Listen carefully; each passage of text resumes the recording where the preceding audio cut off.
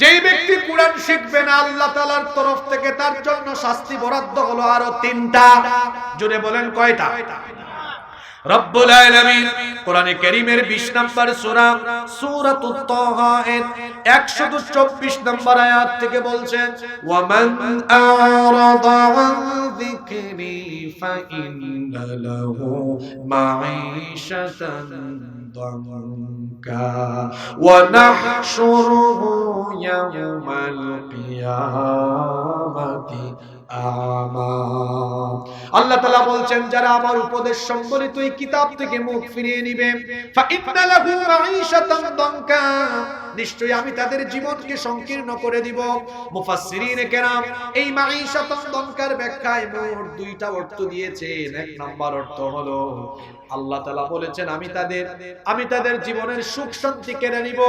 এই আয়াতের সাথে আপনি দুনিয়ার মানুষের বাস্তবতা মিলায় দেখবেন যাদের জীবনে কোরআন নাই, এদের জীবনে সুন্দরী নারী, গাড়ি বাড়ি সব থাকলেও দেখবেন এদের কপালে সুখ নাই।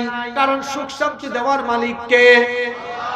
এদের রাতের ঘুম হয় না টেনশনের কারণে।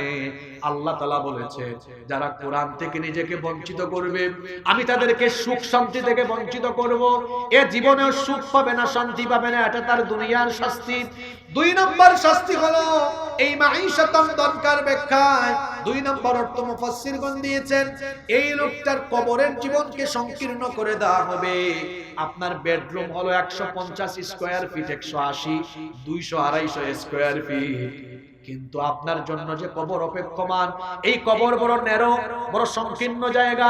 মাত্র 3.5 হাত কবরে মানুষ আপনাকে রেখে দিয়ে চলে আসবে। কোরআন না শিখে কবরে যাইয়েন না রে ভাই, পরিস্থিতি কিন্তু জটিল হয়ে যাবে।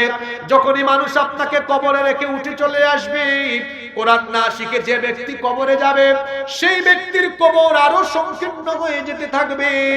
সংকীর্ণ হতে হতে 2 পাশের কবরের মাটি তার দেহকে এমন ভাবে চাপ দিবে, তার এক পাশের পাঁজর গিয়ে অন্য পাশের পাঁজরে এভাবে ঢুকে যাবে। আল্লাহু আকবার।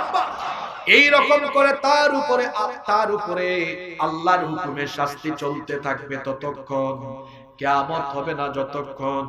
এটা হলো তার 2 নাম্বার শাস্তি।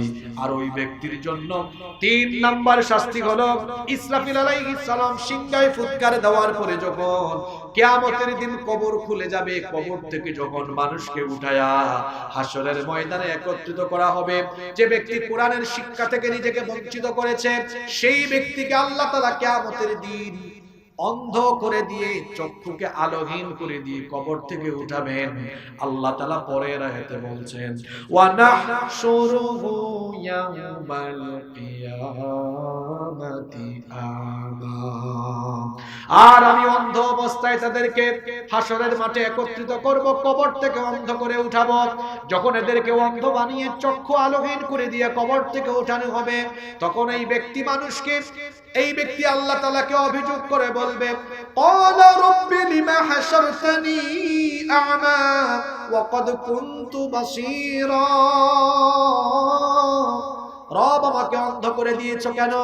আমি তো দুনিয়াতে আলোহীন ছিলাম না, চক্ষুষ্মান ছিলাম, কেন আজ আমাকে অন্ধ করে দিলে? আল্লাহ তাআলা তখন তাকে জবাব দিয়ে বলবেন, কাযালিকা আতাতকা আয়াতুনা ফানাসিতাহা ওয়া কাযালিকাল ইয়াওমা তুনসা। তোমাকে কেন অন্ধ করে দিয়েছে তুমি বুঝো না? দুনিয়াতে তোমাকে আমি চক্ষু দিলাম, সব দেখলা, বাংলাও দেখলা, ইংরেজিও দেখলা, আসমান দেখলা, জমিন দেখলা, আমার কিতাব তোমার চোখে পড়ে না। সব দেখেছো, আমার কোরআন দেখো নাই, আমি আলোহীন করে দিলাম। তুমি দুনিয়াতে সব মনে রেখেছো, আমার কোরআনকে ভুলে গিয়েছো। এই জন্য আজ হাসরের মাঠে তোমার মতো গোলামকে আমি আল্লাহ ভুলে গেলাম। ইন্না লিল্লাহি ওয়া ইন্না ইলাইহি রাজিউন। চিন্তা করেন তো, একটু আগেই বললাম রাসূল তাকে পরিত্যাগ করবেন, আর এখন এই আয়াত থেকে আমরা বার্তা পেলাম আল্লাহও পরিত্যাগ করে বলবেন তোর মতো গোলামকে আমি আল্লাহ ভুলে গেলাম। এখন বলেন, এই ব্যক্তির কি নাজাতের আর কোনো উপায় থাকলো? জোরে বলেন, নাজাতের কোনো উপায় আছে? খবরদার, যারা কোরআন এখনো শিখেন নাই, আজকেই সিদ্ধান্ত নিন আমি কোরআন শিখবো, কোরআন না শিখে দুনিয়া থেকে যাব না। আপনার কি খারাপ লাগে না? এত সুন্দর প্রমিত বাংলায় কথা বলেন, বিশুদ্ধ উচ্চারণে আপনি ইংরেজি বলতে পারেন, কিন্তু আল্লাহর ভাষা, কোরআনের ভাষা আপনি সুন্দর করে বলতে পারেন না, কোরআনটা সুন্দর করে পড়তে পারেন না। অথচ আপনার মতো মানুষ চেষ্টা করলে মাত্র অল্প কয়েকদিনে কোরআন শেখা সম্ভব কি সম্ভব না? বছরে একদিন শুধু তাফসীরুল কোরআন মাহফিল করলে হবে না, প্রতিটা এলাকা, প্রতিটা স্কুলে, কলেজে, ইউনিভার্সিটিতে কোরআন শিক্ষা কেন্দ্র থাকা দরকার, যেখানে সবাই বিশুদ্ধ করে কোরআন শিখবে। কারণ কোরআন আমাকে জান্নাতের পথ দেখাবে। জান্নাতের পথ পাবে সেই ব্যক্তি, কোরআনের হক আদায় করবে যেই ব্যক্তি। কোরআনের 2 নম্বর হক হলো এই কোরআনকে বিশুদ্ধভাবে পড়তে জানা।